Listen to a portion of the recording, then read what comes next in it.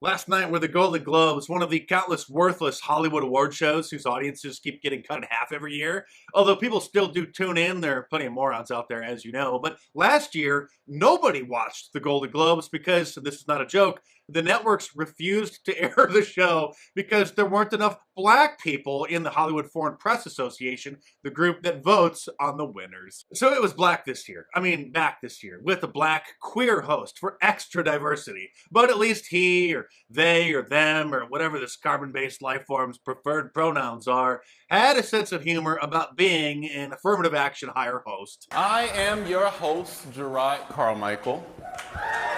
Sure. And I'll tell you why I'm here.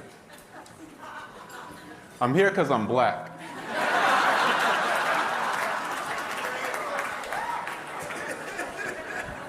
Now, I had never heard of this person or seen them before in my entire life, but I did notice that he spent literally the first 5 minutes of the show sitting down and lecturing the audience about racism and airing his black grievances. Starting in 2015, when liberalism really started to become a pandemic, the lunatics online had been complaining about the lack of diversity in Hollywood award shows, which is a code word for too many white people, through hashtag campaigns like Oscars so white. But there's one place where there's definitely not a shortage of black people, I guess aside from the FBI violent crime statistics, and that is in television commercials. Most people are afraid to say anything about it, but we've all noticed. Sure, there are still some white people in television commercials, but they all seem to have black wives or black husbands. It's been a diversity overload ever since the Black Lives Matter riots of 2020. The memo went out in Hollywood that showing a white family, especially with white children, isn't allowed anymore.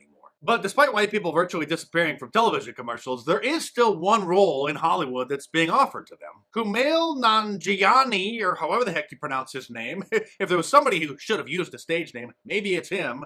But anyway, he is a Pakistani-American actor, and he has revealed that Hollywood producers and directors don't want to cast non-white actors as villains.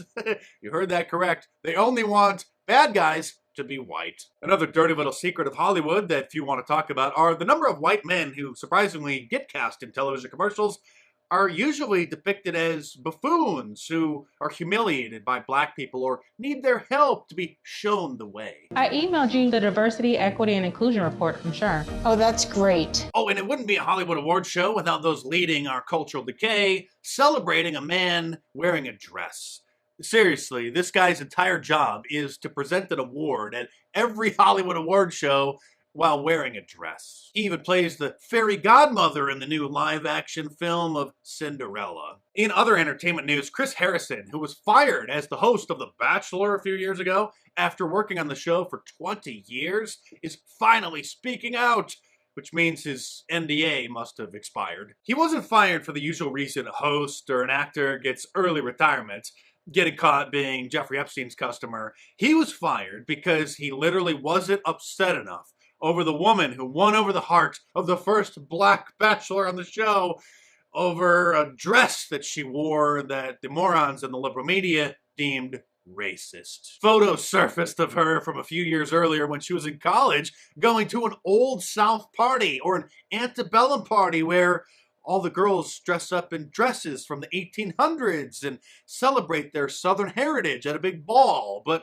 that's not allowed anymore. Seriously, Chris Harrison didn't pretend to be outraged enough, so they fired him. Then the new black fill-in host berated her in the post-series interview, along with the black bachelor himself, telling her that he wasn't sure that he wanted to stay with her if she didn't understand his blackness. You not fully understanding my blackness and what it means to be a black man in America, and what it would mean for our kids when I saw those things that were floating around the internet.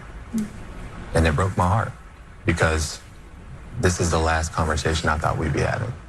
I didn't sign up to have this conversation.